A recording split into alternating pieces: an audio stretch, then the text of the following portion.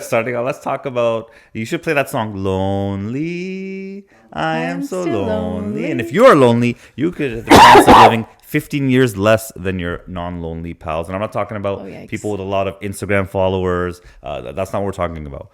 Do you have a true group of friends? Okay, family, strong social bonds. If you do, well, hats off to you. You'll probably live another, according to a study, another 15 years longer than your lonely peers.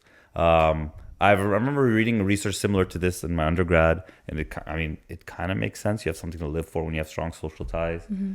The study's talking about strong social bonds. Do you think in the age of social media that we have a false sense of having strong social bonds because of the fact that like you just have followers and comments and likes? Or do you think our brains are kind of dumb and it's like, that is social bonds and I'm still going to live 15 years, you know? Are the same effects, do you think, going to happen? I think it might be generational, because for me, I had the luxury, I guess I would use that term, growing up without internet is like my main source of entertainment. And I don't want to say forced, but I was forced into making connections with humans, like face to face. And those relationships have lasted my entire life so far. Well, some of them. Shout out to her enemies. Yeah. But younger generations who have not had the luxury of growing up without internet, I think that there is a false sense of connection that social media can provide. But does it matter? Like, do you think empirically it's going to have the same impact to them as having physical touch and feel and friendship?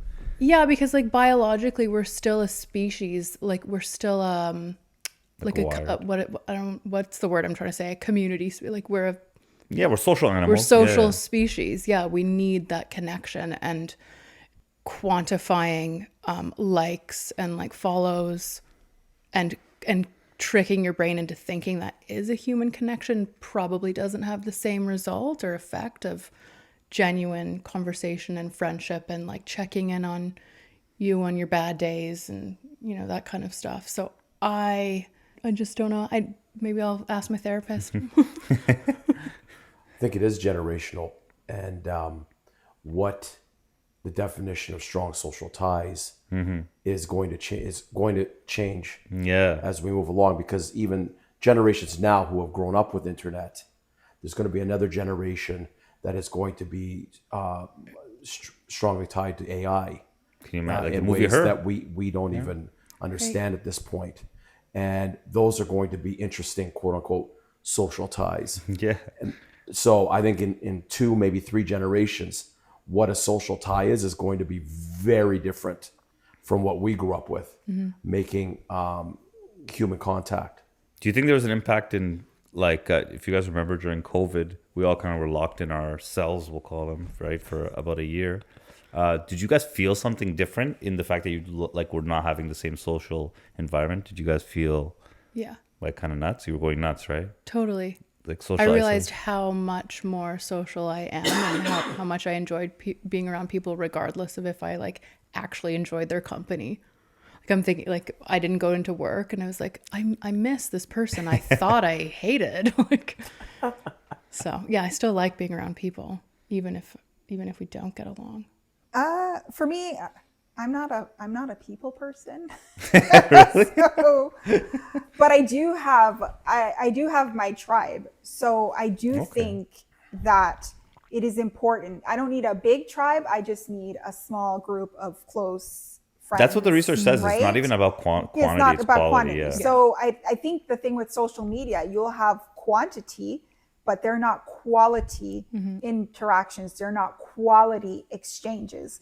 So I do think if you are by yourself, and it happened, because, speaking with people who lived alone during COVID, And now that coming out and, you know, running into them at the first holiday party, like last year, and like this is the first time they'd gone out somewhere and they didn't realize how much it took a toll on their mental health, just being at home. And yes, they were working from home and they were speaking to their coworkers and whatever, but having that, you know, just hanging out with your friends, sitting in a room, chit-chatting, not being able to do that impacted them tremendously, like their mental health. So I can health, whether it's mental or physical, does take a toll on how long you live. So while it may not be a physical illness, I think being isolated leads to mental. Well, look at the prison system. What is the number? Like, what's the biggest punishment you get in prison?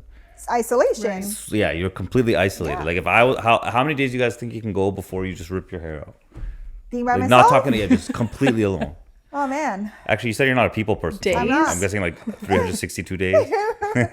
I mean, I'm not when it comes to just going out and being around random strangers, but not being around like my immediate family, I couldn't do that for very long. Yeah, exactly. Yeah.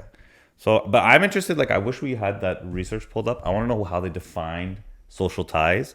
If it was like physical, like how many physical meetings you're having and this and that. I'd really be interested to see if with this new generation who are primarily interacting online, if they're still getting the same biological like effects. And then if you guys, have you seen the movie Her?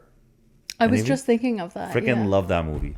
You walk in Phoenix, if any of you guys like him, he's also currently love him. Napoleon in that new flop.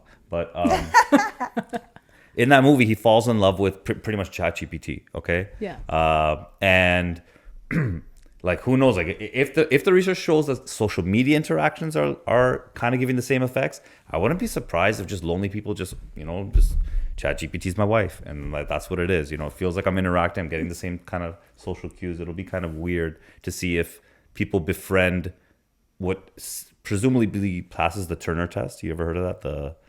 Basically when you speak to like a robot and you can't tell that it's a robot, they call it like the Turing test. Sorry, I think once technology surpasses that, honestly, I wouldn't be surprised if we just start, Right.